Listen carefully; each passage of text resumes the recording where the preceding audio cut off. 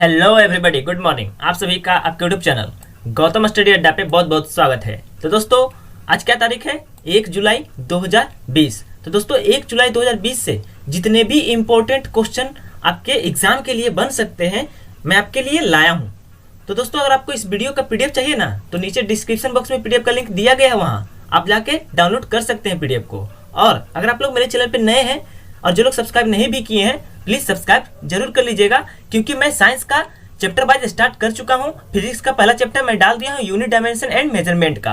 आप जाकर के चेक कर सकते हैं, लिंक डिस्क्रिप्शन बॉक्स में भी मिल जाएगा। और सब्सक्राइब करने के बाद बेल आइकन आता है, बेल आइकन को बराबर में प्लेस जरूर कीजिएगा। चलिए देर न करते हुए आज की क्लास को स्टार्ट करता हूं।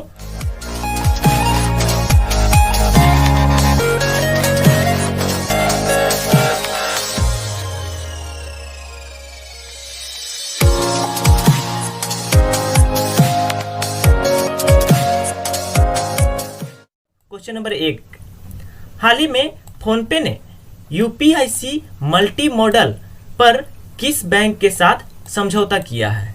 तो आपका आंसर होगा option A, ICICI bank. PhonePe ने यूपीआईसी मल्टी बैंक मॉडल पर आईसीआईसीआई बैंक के साथ समझौता किया है। अब क्या समझौता किया है वो आपको बताता हूं।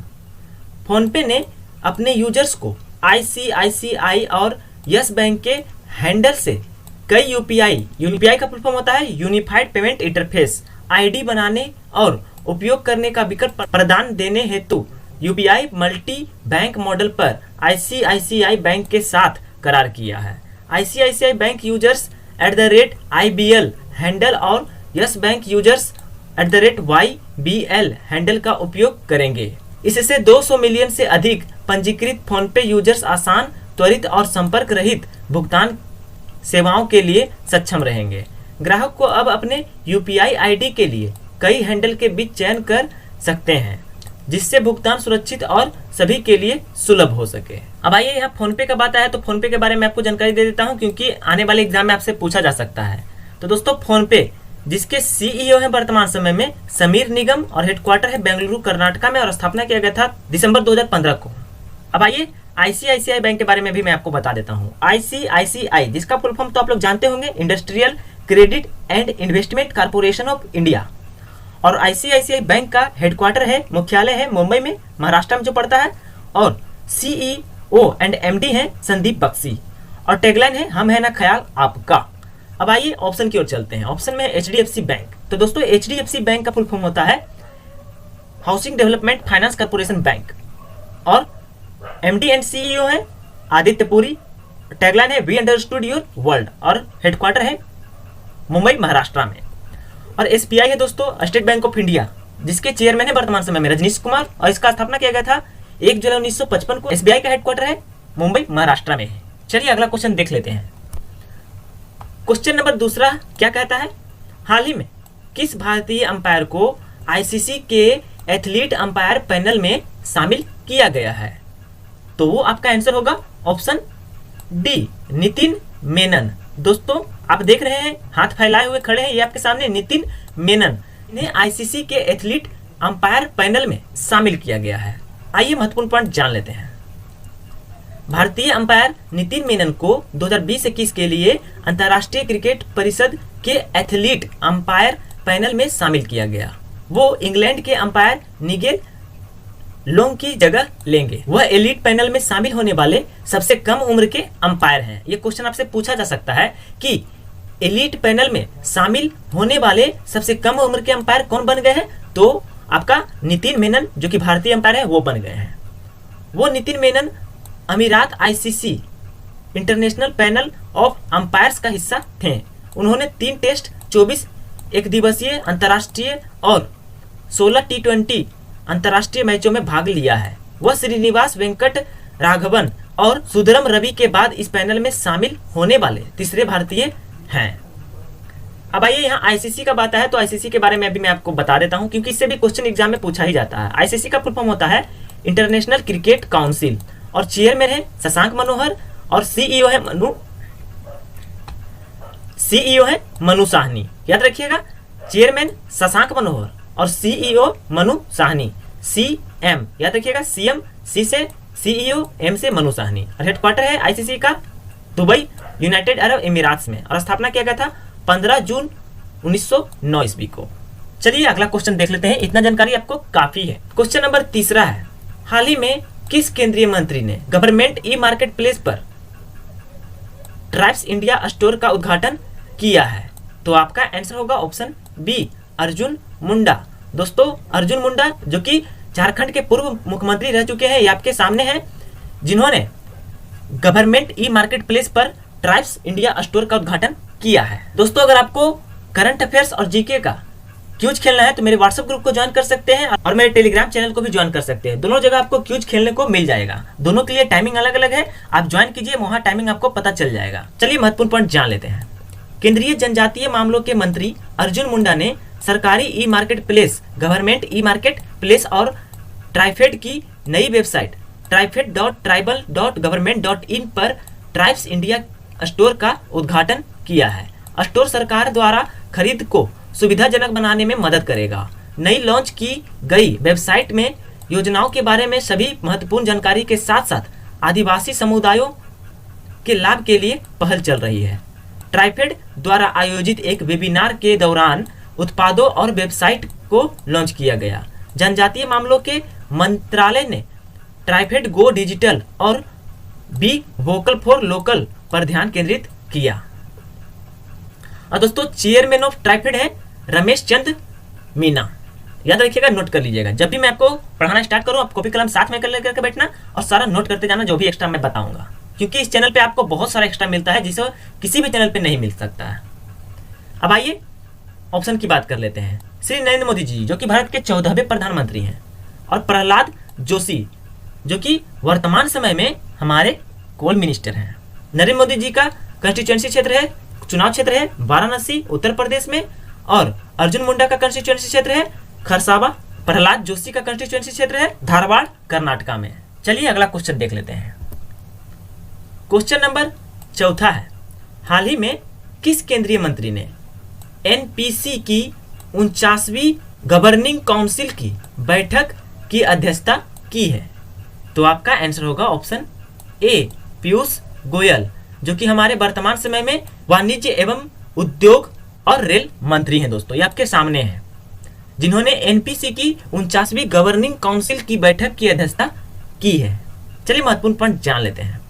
श्री पीयूष गोयल वाणिज्य और उद्योग मंत्री और एनपीसी गवर्निंग काउंसिल के अध्यक्ष ने राष्ट्रीय उत्पादकता परिषद एनपीसी की 49वीं गवर्निंग काउंसिल की बैठक की अध्यक्षता की। बैठक में भाग लेने वाले प्रतिभागियों ने विभिन्न क्षेत्रों में भारत के उत्पादकता स्तर को बढ़ाने पर विचार विमर्श किया और विभिन्न सुझावों जैसे कि एक अत्यधिक कुशल श्रम शक्ति के निर्माण के लिए शिक्षा और उद्योग को जोड़ने, चैंपियन क्षेत्रों की पहचान जो अर्थव्यवस्था को चलाने की क्षमता रखते हैं को आगे रखा। तो दोस्तों पीयूष गोयल का बात आया तो चलिए इनका कंस्टिट्यूएंसी क्षेत्र जान लेते हैं। पीयूष गोयल का कंस्टिट्यूएंसी क्षेत्र है महाराष्ट्र में दोस्तों, और अमित शाह जो कि हमारे वर्तमान समय में गृह मंत्री हैं और इनका कंस्टिट्यूएंसी क्षेत्र है गांधीनगर गुजरात। और निर्मला सीतारमन क्या है दोस्तों? तो निर्मला सीतारमन जो है वो हमारे वित्त मंत्रालय के मंत्री हैं वर्तमान समय में, फाइनेंस मिनिस्टर हैं और इनका कंस्टिट्यूएंसी क्षेत्र है आंध्र प्रदेश में। चलिए इतना जानकारी तो आपको किसी भी चैनल पे नहीं मिलने वाला है दोस्तों, मैं वादा करता हूँ, इसलिए चैनल को सब्सक्राइब जरूर करके जाइएगा जो भी इस वीडियो पर नए हैं। क्वेश्चन नंबर 5वां है, हाल ही में भारत सरकार ने कितने चीनी ऐप को बैन किया है? तो ये क्वेश्चन तो आपको सभी को याद रहेगा और इंपॉर्टेंट क्वेश्चन भी है दोस्तों, क्योंकि ये टिकटॉक बैन किया गया है। तो आपका आंसर होगा ऑप्शन सी, 59। दोस्तों 59 ऐप को बैन कर दिया गया है जो कि चीनी ऐप था भारत सरकार के द्वारा। आइए महत्वपूर्ण पॉइंट में सारा जानकारी मिल जाएगा आपको। इलेक्ट्रॉनिक्स और सूचना प्रौद्योगिकी मंत्रालय ने घोषणा की है कि भारत सरकार ने 59 चीनी मोबाइल ऐप जो भारत की संप्रभुता, अखंडता, भारत की रक्षा, राज्य की सुरक्षा, सार्वजनिक व्यवस्था के लिए पूर्वाग्रहपूर्ण है। सूचना प्रौद्योगिकी अधिनियम धारा 69A के तहत सूचना प्रौद्योगिकी अधिनियम धारा 69A के तहत इसे लागू करते हुए सूचना प्रौद्योगिकी मंत्रालय जनता के लिए सूचना के उपयोग, प्रक्रिया और सुरक्षा उपायों को सार्वजनिक रूप से अवरुद्ध करने के लिए नियम 2009 के नियमों और खतरों की उभरती प्रकृति को देखते हुए 59 ऐप्स को ब्लॉक करने का फैसला किया है। अब आइए दोस्तों जान लेते हैं कि केंद्रीय इलेक्ट्रॉनिक्स और आईटी मंत्री कौन है। तो वो है रवि शंकर प्रसाद दोस्तों। और केंद्रीय इलेक्ट्रॉनिक्स और आईटी मंत्रालय के राज्य मंत्री हैं धोत्रे संजय शामराव। चलिए अगला क्वेश्चन देख लेते हैं। क्वेश्चन नंबर 6 है, जो कि बहुत इंपॉर्टेंट क्वेश्चन है। मैं आपको हर बार बताता हूं, जितना भी नए अपॉइंटमेंट है और जितने भी नए प्रधानमंत्री बने हैं, देश के राष्ट्रपति बने हैं, सारा क्वेश्चन आपसे एग्जाम में पूछा जाएगा, जो भी आने वाला एग्जाम है। हाल ही में मलावी के नए राष्ट्रपति कौन बन गए हैं? तो आपका आंसर क्या होगा? तो होगा ऑप्शन बी, लाजर चकबेरा। दोस्तों लाजर चकबेरा ये आपके सामने है, जो कि मलावी के नए राष्ट्रपति बन गए हैं। चलिए महत्वपूर्ण पॉइंट जान लेते हैं।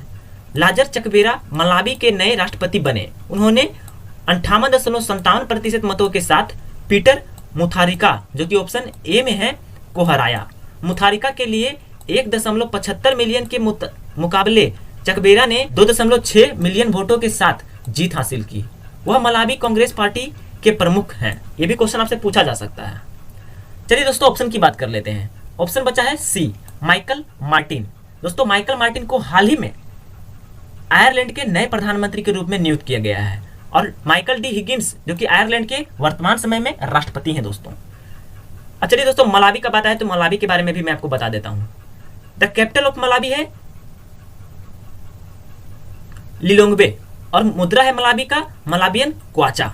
तो दोस्तों अगर मेरा वीडियो आपको अच्छा लग रहा है ना, तो वीडियो को ज्यादा से ज्यादा शेयर और लाइक अपने दोस्तों को फेसबुक ग्रुप में, व्हाट्सएप ग्रुप में, जहां चाहे वहां शेयर जरूर कीजिएगा। और चैनल को सब्सक्राइब जरूर करवाइएगा अपने दोस्तों से। अगर आप भी नहीं किए तो आप भी शेयर और लाइक जरूर कीजिएगा और चैनल को सब्सक्राइब जरूर कर लीजिएगा। चलिए नेक्स्ट क्वेश्चन देख लेते हैं।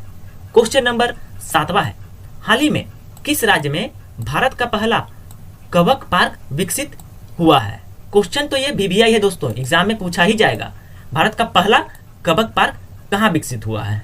तो आपका आंसर होगा ऑप्शन डी, उत्तराखंड राज्य में विकसित किया गया है भारत का पहला कवक पार्क। आइए क्या है कवक पार्क जान लेते हैं।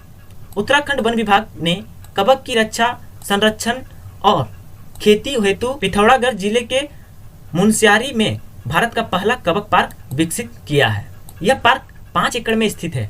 कवक एक मिश्रित जीव है जो शैवाल, साइनोबैक्टीरिया या कवक प्रजातियों के सहजीवन से उन्नत होता है और प्रदूषण का संकेतक भी है दोस्तों। ये क्वेश्चन आपसे पूछा जाता है कि प्रदूषण का संकेतक कौन है? तो है कवक, क्योंकि वे प्रदूषण के साथ घटते हैं। यह जुरासिक एरा प्रजाति है और इसलिए यह पृथ्वी की सबसे पुरानी जीवित प्रजाति भी है दोस्तों। और ये भी आपसे क्वेश्चन पूछा जा सकता है। उत्तराखंड में कवक की लगभग 600 प्रजातियां है दोस्तों। चलिए अब यहाँ उत्तराखंड का बात आया तो उत्तराखंड के बारे में आपको बता देता हूँ, जो आपको किसी भी चैनल पे नहीं मिलेगा इतना जानकारी उत्तराखंड के बारे में। आइए उत्तराखंड आ गया आपके सामने। इसका राजधानी है देहरादून, मुख्यमंत्री त्रिवेंद्र सिंह रावत, राज्यपाल है बेबी रानी मौर्य। राजकीय पशु है उत्तराखंड का कस्तूरी मृग, राजकीय पक्षी है मोनाल, राजकीय चिन्ह है बुरांस, राजकीय पुष्प है ब्रह्म कलश। विधानसभा सदस्यों की संख्या 70, लोकसभा सदस्यों की संख्या 5 और राज्यसभा सदस्यों की संख्या 3 है उत्तराखंड में। और जिलों की संख्या अगर पूछा जाए तो वो है 13। प्रमुख नदियां है उत्तराखंड का टोंस, यमुना, भागीरथी। प्रमुख पर्वत है नंदा देवी, एग्जाम में कई बार पूछा गया है। कामेत, ये भी एग्जाम में पूछा गया है। माना, चौखंबा, त्रिशूल, दूनागिरी, पंचचूली, नंदाकोट और बंदरपूछ, ये भी एग्जाम में पूछा गया है। बंदरपूछ उत्तराखंड में स्थित है। वन्य जीव विहार है उत्तराखंड का गोविंद वन्य जीव विहार, जो कि उत्तरकाशी में स्थित है। केदारनाथ वन्य जीव विहार, जो कि चामोली में स्थित है। अस्कोट वन्य जीव विहार पिथौरागढ़ में स्थित है। और बिनसर वन्य जीव विहार, जो कि अल्मोड़ा में स्थित है। चलिए राष्ट्रीय उद्यान का बात कर लेते हैं। उत्तराखंड में कौन कौन सा है और जितना भी है सारा एग्जाम में पूछा गया है राष्ट्रीय उद्यान उत्तराखंड का, और सारा इंपॉर्टेंट है आपके लिए।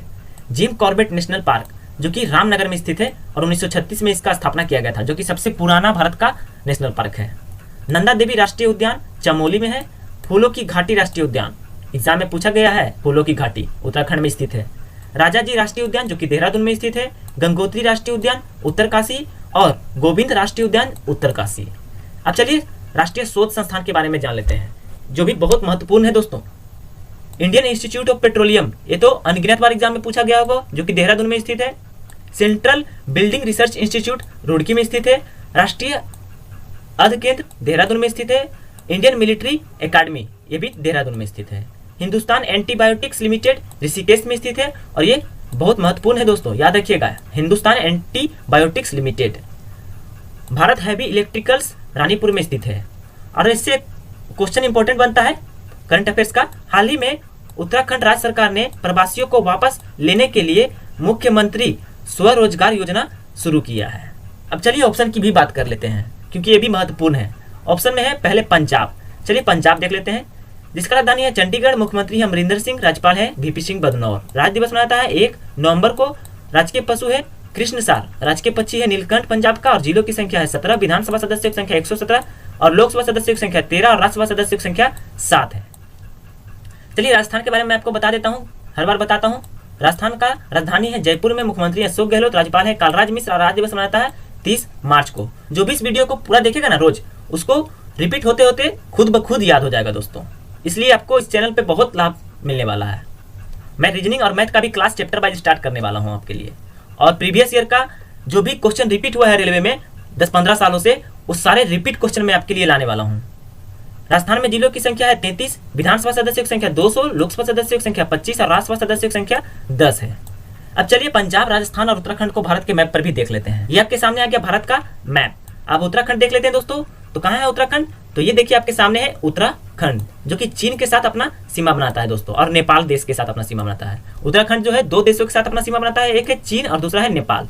और इधर दिल्ली के साथ भी अपना सीमा बनाता है, उत्तर प्रदेश के साथ, और हरियाणा के साथ, और हिमाचल प्रदेश के साथ भी अपना सीमा बनाता है।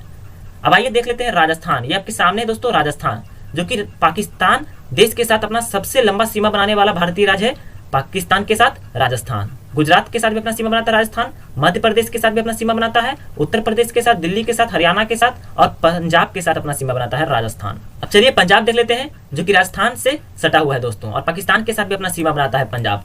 पाकिस्तान के साथ सीमा बनाता है राजस्थान के साथ, हरियाणा के साथ, हिमाचल प्रदेश के साथ और कश्मीर के साथ, जम्मू एंड कश्मीर के साथ। चलिए नेक्स्ट क्वेश्चन देख लेते हैं। इतना जानकारी तो आपको किसी भी चैनल पर नहीं मिलेगा दोस्तों। क्वेश्चन नंबर 8वां है, हाल ही में किस राज्य ने सबसे बड़ा प्लाज्मा थेरेपी परीक्षण प्रोजेक्ट प्लेटिना लॉन्च किया है? क्वेश्चन बीबीआई है। जो क्वेश्चन मैं बीबीआई बोलता हूँ वो एग्जाम में आने वाला क्वेश्चन होता है दोस्तों। तो आपका आंसर होगा ऑप्शन ए, महाराष्ट्र। दोस्तों महाराष्ट्र राज्य सरकार के द्वारा शुरू किया गया है सबसे बड़ा प्लाज्मा थेरेपी परीक्षण प्रोजेक्ट प्लेटिना दोस्तों। अब आइए महत्वपूर्ण पॉइंट जान लेते हैं। महाराष्ट्र के मुख्यमंत्री उद्धव ठाकरे हैं, जिन्होंने कोविड-19 रोगियों के लिए दुनिया का सबसे बड़ा प्लाज्मा थेरेपी परीक्षण प्रोजेक्ट प्लेटिना लॉन्च किया है। और ये दोस्तों दुनिया का सबसे बड़ा प्लाज्मा थेरेपी परीक्षण है प्रोजेक्ट प्लेटिना, इसलिए एग्जाम में पूछा जाएगा दोस्तों। राज्य सरकार ने मुख्यमंत्री राहत कोष से परियोजना के लिए 16.65 करोड़ रुपए की स्वीकृति किए हैं।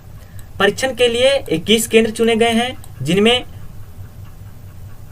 चिकित्सा शिक्षा और ड्रग्स विभाग, महाराष्ट्र सरकार और मुंबई में 4 बीएमसी मेडिकल कॉलेज शामिल है।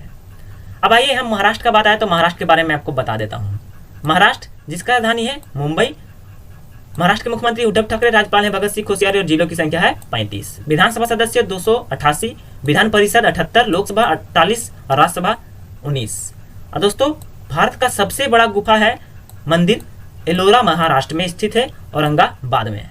भारत का सबसे बड़ा प्राकृतिक बंदरगाह है मुंबई, एग्जाम में पूछा जाता है। और महाराष्ट्र की राजधानी मुंबई को फिल्म नगरी या भारत का हॉलीवुड भी कहा जाता है। और क्वेश्चन इंपॉर्टेंट है, इससे एक महाराष्ट्र का करंट अफेयर है, महापरवाना योजना शुरू किया गया है हाल ही में महाराष्ट्र में। चलिए तेलंगाना का बात कर लेते हैं, जिसका राजधानी है हैदराबाद। तेलंगाना के मुख्यमंत्री हैं के चंद्रशेखर राव, राज्यपाल है तमिलिसाई सुंदरराजन। तेलंगाना राज्य का गठन हुआ था 2 जून 2014 को, एग्जाम में पूछा जाता है, याद रखिएगा। चलिए गोवा देख लेते हैं। गोवा जिसका राजधानी है पणजी, गोवा के मुख्यमंत्री हैं प्रमोद सावंत, गवर्नर है सत्यपाल मलिक। जिलों की संख्या है 2, विधानसभा सदस्यों की संख्या 40, लोकसभा सदस्यों की संख्या 2, राज्यसभा सदस्यों की संख्या 1 है। चलिए अगला क्वेश्चन देख लेते हैं। क्वेश्चन नंबर 9 है दोस्तों, भारत ने किस देश के साथ 600 मेगावाट जल विद्युत परियोजना के लिए समझौते पर हस्ताक्षर किया है? तो आपका आंसर होगा ऑप्शन ए, भूटान। दोस्तों भारत ने भूटान देश के साथ, ये आपके सामने भारत के प्रधानमंत्री श्री नरेंद्र मोदी जी और भूटान के प्रधानमंत्री लोटे त्शेरिंग, जिन्होंने मिलकर के 600 मेगावाट जल विद्युत परियोजना पर हस्ताक्षर किए हैं। चलिए महत्वपूर्ण पॉइंट जान लेते हैं। भारत और भूटान ने भूटान में 600 मेगावाट की खोलोंगचू संयुक्त उद्यम पनबिजली परियोजना के निर्माण के लिए एक समझौते पर हस्ताक्षर किए। भारतीय विदेश मंत्री एस जयशंकर हैं दोस्तों, भारत के विदेश मंत्रालय के मंत्री हैं एस जयशंकर, और उनके भूटानी समकक्ष टांडी डोरजी की उपस्थिति में भूटानी सरकार और इसलिए खुलोंगजू हाइड्रो एनर्जी लिमिटेड के बीच परियोजना के लिए समझौता पर हस्ताक्षर किए हैं। अब आइए यहाँ भूटान का बात आया तो भूटान के बारे में आपको बता देता हूँ, इससे भी क्वेश्चन आपको पूछा जाता है एग्जाम में। कैपिटल ऑफ भूटान है थिम्पू, प्रधानमंत्री है लोटे शेरिंग और मुद्रा है भूटानीस नगुल्ट्रम। चलिए ऑप्शन की, नेपाल जिसका राजधानी है काठमांडू, मुद्रा है नेपालीस रुपया और राष्ट्रपति है विद्या देवी भंडारी, प्रधानमंत्री है केपी शर्मा ओली, खड़गा प्रसाद शर्मा ओली पूरा नाम है दोस्तों। चलिए बांग्लादेश देख लेते हैं, जिसका राजधानी है ढाका, मुद्रा है बांग्लादेशी टाका, राष्ट्रपति हैं अब्दुल हामिद और प्रधानमंत्री हैं बांग्लादेश के शेख हसीना जी। चलिए अगला क्वेश्चन देख लेते हैं, क्वेश्चन नंबर 10वां। हाल ही में किसे BET 2020 मानवतावादी पुरस्कार से सम्मानित किया गया है? ये क्वेश्चन इंपॉर्टेंट है दोस्तों, स्टार मार्क लगा लीजिएगा। तो आपका आंसर होगा ऑप्शन बी, पॉप स्टार बियोंस। दोस्तों पॉप स्टार बियोंस ये आपके सामने हैं, जिन्हें BET 2020 मानवतावादी पुरस्कार से सम्मानित किया गया है, BET। चलिए महत्वपूर्ण पॉइंट जान लेते हैं।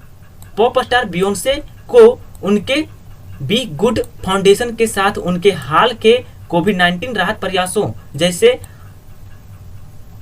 ID माई पार्ट, एक मोबाइल परीक्षण पहल सहित उनके लंबे समय से परोपकारी कार्यों के लिए BET 2020 मानवतावादी पुरस्कार से सम्मानित किया गया है। यह पुरस्कार पूर्व प्रथम महिला मिशेल ओबामा द्वारा प्रस्तुत किया गया था। चलिए आज का आखिरी और लास्ट क्वेश्चन देख लेते हैं, क्वेश्चन नंबर 11वां। अंतर्राष्ट्रीय क्षुद्र ग्रह दिवस कब मनाया जाता है? तो आपका आंसर होगा ऑप्शन सी, 30 जून को। दोस्तों 30 जून को मनाया जाता है अंतर्राष्ट्रीय क्षुद्र ग्रह दिवस, एस्टेरॉयड डे। चलिए महत्वपूर्ण पॉइंट में जानकारी ले लेते हैं। अंतर्राष्ट्रीय क्षुद्र ग्रह दिवस विश्व स्तर पर हर साल 30 जून को मनाया जाता है। यह दिन व्यापक रूप से क्षुद्र ग्रह प्रभाव खतरे के बारे में सार्वजनिक जागरूकता बढ़ाने और जनता को संकटपूर्ण निकट पृथ्वी वस्तु खतरे के मामले में दुनिया भर में किए जाने वाले संकट संचार कार्यों के बारे में बताने के लिए जाना जाता है। क्षुद्र ग्रहों के बारे में लोगों को सिखाने के लिए दुनिया में हर जगह कई आयोजन किए जाते हैं। और दोस्तों 30 जून को ही संसदवाद का अंतर्राष्ट्रीय दिवस हर साल 30 जून को विश्व स्तर पर मनाया जाता है। और 27 जून को दोस्तों हाल ही में मनाया गया है वर्ल्ड MSME डे, विश्व MSME दिवस। तो दोस्तों यहाँ आपका सारा क्वेश्चन समाप्त हो जाता है। कमेंट जरूर कीजिएगा कि आपको वीडियो कैसा लगा। अगर वीडियो आपको अच्छा लगा है तो वीडियो ज़्यादा से ज़्यादा शेयर और लाइक अपने दोस्तों को फेसबुक ग्रुप में, व्हाट्सएप ग्रुप में जरूर कीजिएगा। और हाँ दोस्तों, अगर आप लोग मेरे चैनल पर नए हैं और जो लोग सब्सक्राइब नहीं किए हैं, प्लीज़ जाते जाते सब्सक्राइब जरूर करके जाइएगा। इस चैनल को जरूर प्रमोट कीजिए, आगे बढ़ाइए, आपको जरूर फायदा होगा दोस्तों इस चैनल से। थैंक यू दोस्तों, अपना ख्याल रखिएगा, कोरोना वायरस से बचे रहिएगा। Stay home, stay safe.